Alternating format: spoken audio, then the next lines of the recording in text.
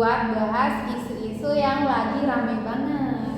Nah, buat kalian, apalagi anak kos atau anak rantau lah kayak kita ini, ngerasa nggak sih kalau akhir-akhir ini dompet kita tuh makin tipis saja? Mau beli jajan naik, mau beli sebelah naik, beli apa-apa kok duitnya cepat habis. Asli parah banget.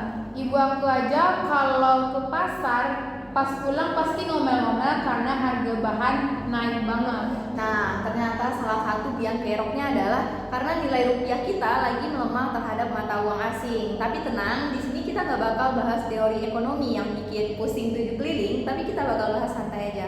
Biar kita paham kenapa ini terjadi dan apa efeknya ke kantong kita. Dengerin sampai habis ya. Oke, sekarang giliran gue yang mau bagi-bagi info. Berdasarkan data resmi dari Bank Indonesia yang gue baca, rupiah melemah itu bukan tanpa sebab. Jadi jangan langsung asal menuduh atau menyalahkan negara kita sendiri ya.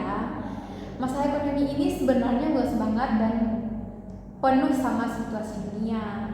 Penyebab utama itu, yang pertama itu kondisi global kayak konflik di luar negeri, sama suku bunga di Amerika yang semakin meningkat. Otomatis para investor dunia memilih buat ngamanin uangnya ke tempat yang lebih aman.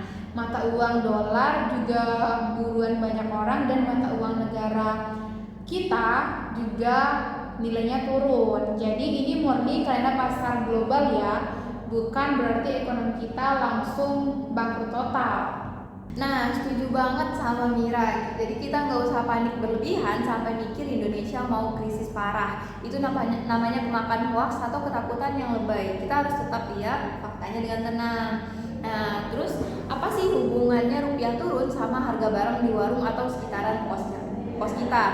Logikanya gini guys, banyak barang atau bahan baku di Indonesia yang ternyata masih harus dibeli dari luar negeri pakai mata uang asing. Contohnya tempe atau tahu yang sering kita makan, itu banyak kedelainya yang diimpor. Terus terigu buat bikin makanan khas anak kos itu juga gandumnya juga diimpor. Nah, pas rupiah melemah, otomatis para pedagang harus bayar lebih mahal buat beli bahan baku impor itu. Karena modal jualan naik, mau gak mau mereka harus naikin harga jualnya ke kita. Makanya jangan heran kalau porsi makanan kita dikit atau harganya naik, itu efek domino yang langsung kerasa di dompet kita. Wah, dengan Nike menjelaskan tadi emang bikin kita harus pintar-pintar kotak-kotak ya. Tapi tenang, kita juga punya solusi hemat yang bisa langsung kalian praktekin nih. Langkah pertama yang paling gampang itu kurangi dulu kebiasaan belanja barang impor yang gak penting. Yuk mulai sekarang kita pilih dan alihkan perhatian buat beli dan pakai produk lokal buat naikin UMKM bangsa kita. Selain harganya lebih murah di kantong, kita juga ikut muter roda ekonomi di dalam negeri kita. Selain itu, buat teman-teman mahasiswa, yuk mulai dari bikin skala prioritas, catat pengeluaran, bedakan mana yang emang butuh banget dan mana yang pengen doang. Buat buka aplikasi dan biar nggak gampang beli sesuatu yang nggak penting. Mantap banget nih solusinya Mir. Nah, jadi kesimpulannya, kondisi ekonomi emang lagi naik turun. Tapi kalau kita bijak, tahu faktanya dan nggak gampang percaya, kita pasti bakal ngelewatin ini semua.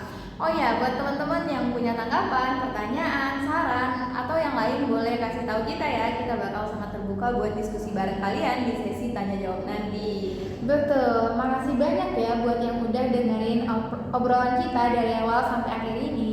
Gue Mira dan gue Dike, pamit undur diri. Tetap hemat, tetap kreatif, dan sampai jumpa. Bye bye.